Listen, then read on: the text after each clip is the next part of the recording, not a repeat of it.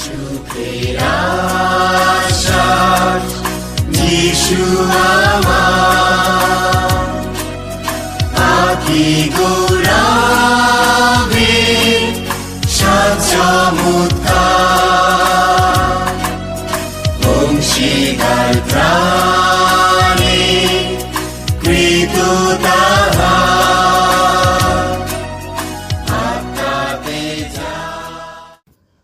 প্রিয় শ্রোতা বন্ধু, প্রভু যীশু খ্রিস্টের নামে জানাই আন্তরিক ভালোবাসা।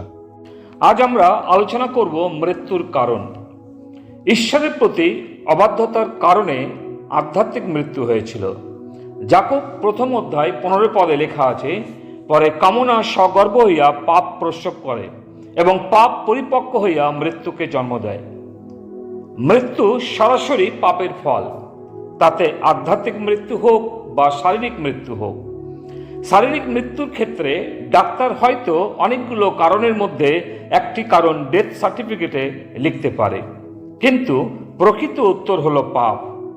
পাপ হলো মৌলিক কারণ এবং রোগ হলো তাৎক্ষণিক পরিণাম, যা ঈশ্বর এদেন উদ্যানে মানবের উপরে উচ্চারিত শাস্তি কার্যকর করতে ব্যবহার করেছিলেন।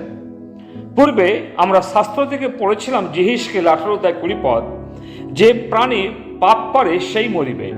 রোমীয় 6 অধ্যায় 23 পদে পাপের বেতন মৃত্যু। ইব্রিয় 9 অধ্যায় 27 পদে মানুষের জন্য একবার মৃত্যু, তৎপরে বিচার নিরূপিত আছে। প্রিয়, আজ আমরা বিশেষ করে লক্ষ্য করব মৃত্যুর পরে বিচার বলতে কি বোঝাতে চেয়েছেন। গত সপ্তাহে আমি একটি মৃত্যুর শোক সভাতে গিয়েছিলাম এবং বিভিন্ন মতামত উপদেশ শুনছিলাম, যে মতামতগুলো বাইবেল শাস্ত্র সেইভাবে ব্যাখ্যা করে না, যেভাবে অনেকে শাস্ত্র বাইবেল নিজের মতো করে বোঝেন ও ব্যাখ্যা করেন। যেমন প্রভু যীশু বলেছেন, তোমরা কাহারও বিচার করিও না। কিন্তু অনেক বিশ্বাসী বা অবিশ্বাসীরা সব কিছু গুলিয়ে ফেলেন। প্রভু যীশু প্রত্যেকটি বিচার শব্দকে পৃথক পৃথকভাবে বা ভিন্ন ভিন্ন পটভূমিতে বলেছেন। আমাদের বুঝতে হবে, খ্রিস্ট বিশ্বাসী এর অর্থ যাহারা প্রভু যীশুকে ব্যক্তিগত রূপে বিশ্বাস ও গ্রহণ করার দ্বারা নতুন জন্ম পেয়েছেন। তাদের বিচার স্বর্গ বা নরকে যাবে তার কথা বোঝানো হয় না।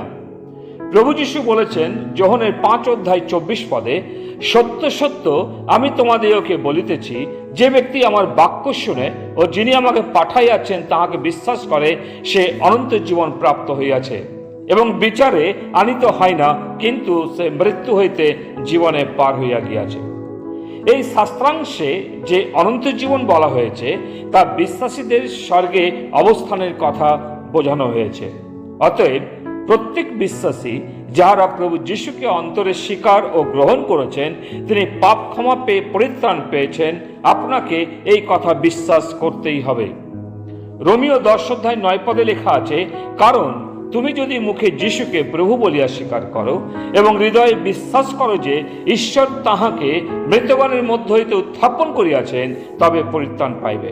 আবার 10 পদে লেখা আছে, কারণ লোকে হৃদয়ে বিশ্বাস করে ধার্মিকতার জন্য এবং মুখে স্বীকার করে পরিত্রাণের জন্য। যোহনের 1 অধ্যায় 12 পদ বলে, কিন্তু যত লোক তাহাকে গ্রহণ করে সেই সকলকে, যাহারা তাহার নামে বিশ্বাস করে, তাহাদিগকে তিনি ঈশ্বরের সন্তান হইবার ক্ষমতা দিলেন। তাই এক পাপী ব্যক্তি পাপের ক্ষমা ও পরিত্রাণ পেয়ে ঈশ্বরের সন্তান হয়, মানে ঈশ্বরের পুত্র হয়। এবং প্রভু যীশু বলেছেন, তোমাদের হৃদয় উদ্বিগ্ন না হোক, ঈশ্বরে বিশ্বাস করো, আমাতেও বিশ্বাস করো। আমি তোমাদের জন্য স্থান প্রস্তুত করিতে যাইতেছি, আর আমি যখন যাই ও তোমাদের জন্য স্থান প্রস্তুত করি, তখন পুনর্বার আসিব এবং আমার নিকটে তোমাদেরকে লইয়া যাইব, যেন আমি যেখানে থাকি তোমরাও সেইখানে থাকো। যারা যিশুতে বিশ্বাস করেছেন তারা অবশ্যই যিশুর সাথে স্বর্গে থাকবেন, এই কথা বিশ্বাস করুন। তাই বিশ্বাসীদের পাপের বিচার হবে না, কারণ তারা যিশুর সাথে স্বর্গে থাকবেন। কিন্তু বিশ্বাসীদের কার্যের বিচার হবে, বাইবেল তার বর্ণনা দেয়। এই বিষয়ে আমরা পরে আলোচনা করব। আমি অনেক বিশ্বাসীর সাথে কথা বলেছি যাদের অন্তরে বিশ্বাস করতেই পারেন না তারা মৃত্যুর পর স্বর্গে যাবেন। কেউ কেউ বলে স্বর্গে যাওয়া কি এত সহজ? আবার কেউ কেউ মনে করে ভালো কার্যের দ্বারা যিশুর চরণে জায়গা পেয়ে যাবে। এর অর্থ ভালো কাজ করলে স্বর্গে যাওয়া যাবে। প্রিয়, আমি তাদের উদ্দেশ্যে বলতে চাই, মন ফিরান, পাপের পথ ত্যাগ করুন, প্রভু যিশুর কাছে অনুতাপ করে ক্ষমা চান। এই ভুল সিদ্ধান্তে থাকবেন না, নিজের ভালো কার্যের দ্বারা পরিত্রাণ পাবেন। পৌল ইফিসীয় পত্রে বলেছেন 2:8, কেননা অনুগ্রহে বিশ্বাস দ্বারা তোমরা পরিত্রাণ পাইয়াছ, এবং ইহা তোমাদের হইতে হয় নাই, ঈশ্বরের দান। আবার 9 বলে, তাহা তোমাদের কর্মের ফল নয়, যেন কেহ শ্লাঘা না করে। সৎকর্ম করে পরিত্রাণ পাওয়া যায় না, কারণ আমাদের ভালো কাজগুলো ঈশ্বরের নিকটে ছেঁড়া মলিন বস্ত্রের তুল্য। আগে পরিত্রাণ পাওয়া, তারপর সৎকর্মগুলি যিশু গ্রহণ করেন। আগামীকাল ক্রমাগত আলোচনা করব, প্রভু তিনি আমাদের সাহায্য করুন যেন আমরা প্রভু যিশুতে আমাদের বিশ্বাস স্থাপন করে অনন্ত স্বর্গরাজ্য লাভ করি। পিতা ঈশ্বর, আমরা তোমাকে ধন্যবাদ দিই আজকের এই সকালবেলায় তুমি আমাদের অনুগ্রহ করেছো প্রভু, আবারও একবার তোমার বাক্য থেকে শোনার জন্য। প্রভু, আমরা দেখছিলাম মৃত্যুর কারণ। হ্যাঁ প্রভু, পাপ মৃত্যু নিয়ে এসেছে, এবং এই মৃত্যু দুই প্রকারের প্রভু, শারীরিক মৃত্যু এবং আত্মিক মৃত্যু। প্রভু, যারা তোমাদের বিশ্বাস করেছে তাদের জন্য স্বর্গ অপেক্ষা করছে, কিন্তু যারা তোমাদের বিশ্বাস করে নেই প্রভু, প্রার্থনা করছি তাদের প্রতি দয়া করো, তারা যেন তোমার সাথে অনন্তকাল স্বর্গে থাকে।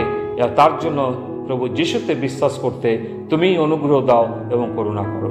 প্রার্থনা প্রভু যিশু তোমার নামে চাই, আমেন। Rabbi Buddha